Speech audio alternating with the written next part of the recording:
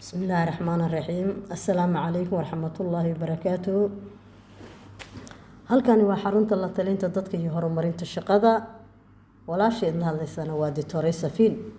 waxaan rabaa maanta cashir hore tagay ayuu daba socday oo ah sidee dadka reer miyiga ah markii abaartu dhacdo lagu celin karaa meeshooda ama loogu hayn karaa meesha ay joogaan.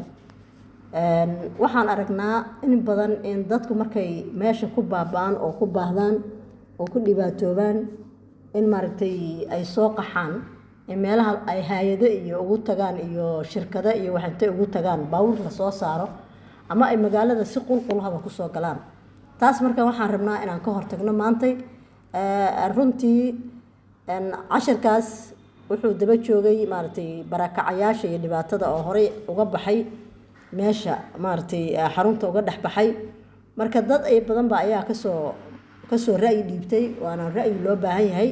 gabar walaashay la yiraahdo Soomaali weyn ay ugu qoran tahay waxay tiri xoolaha waxaan ka helnaa caano hilib iyo indhaheena ku doogsada oo miyiga ayay noo qurxinayaan. bahalada ayay cunaan haddii uu bahalku uu waayo xoolo uu cuno dadku cuni doonaa.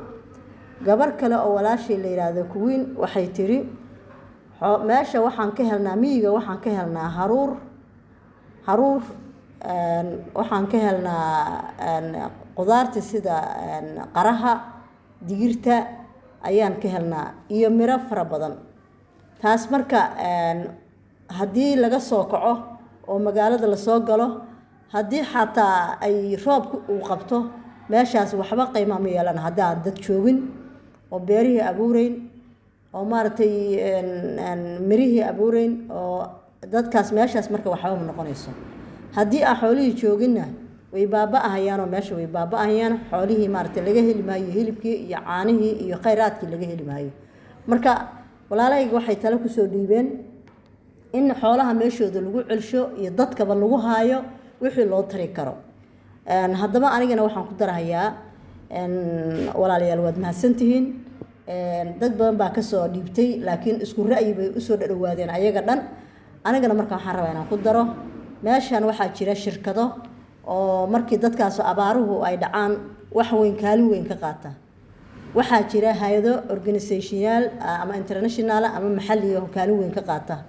waxaa jira dawladda laftigeeda oo maaragtay ayaduna kaalin weyn ka qaadata.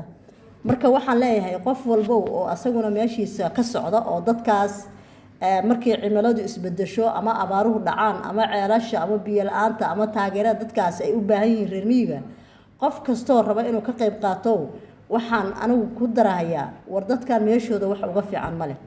meeshan 50 sano degan yihiin 100 sano degan yihiin 100 sano degan yihiin miyigaas way ku dhasheen way ku nool yihiin waxbay ka yaqaaneen.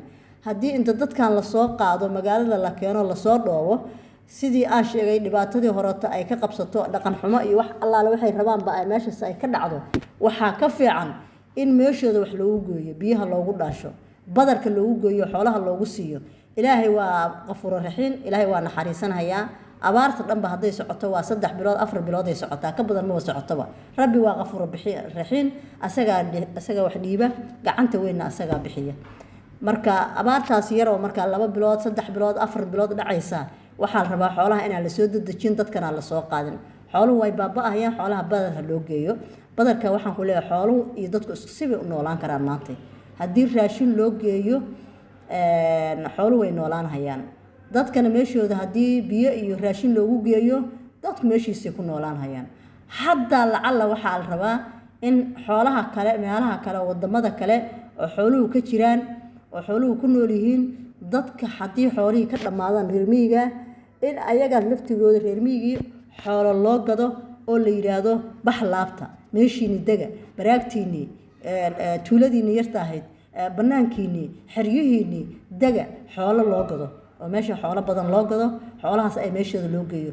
cidiiba haddii 50 neef loo gado dharag waaye tal isku dardaro intii lagu hayn lahaa meel maaragtay magaalada geeskeeda oo dhaqan xumo iyo dil iyo dhibaato iyo kufsi iyo shirkado kale oo aan maaragtay qaab lahayn oo ka faa'iideysta ay meeshaas ay ka dhalan lahayd waxaa la rabaa marka in maaragtay ay lagu haayo meeshooda miyigooda ay deganaadaan xoolahooda loogu geeyo baraagtoodii biyaha loogu shubo dhaqankoodii sidooda u ahaado aniga sidaasaan ku talin lahaa walaalaha ila soo taliyey oo meeshaan talada wanaagsan kasoo dhiibana aad bay u mahadsan yihiin wixii walaalahoo kale oo talo fiican kasii dhiibanayana barnaamijkan waa barnaamij fiican inaan hore u qaadno cid kastoo qayb ka qaadanaysana in dadka reer miyiga meeshooda lagu markii abaaruhu dhacaan meeshooda lagu celiyo oo meeshooda lagu haayo waan soo dhaweynaynaa hay-adeena way soo dhaweynaysaa meesheena xarunteena way soo dhaweynaysaa waan uga qayb qaadanaynaa insha allahu cod iyo calaf wixii maarata ilaahay maarata xaggiisa ka yimaada aad baan idiin salaamahayaa assalaamu calaykum waraxmatullaahi wabarakaatuh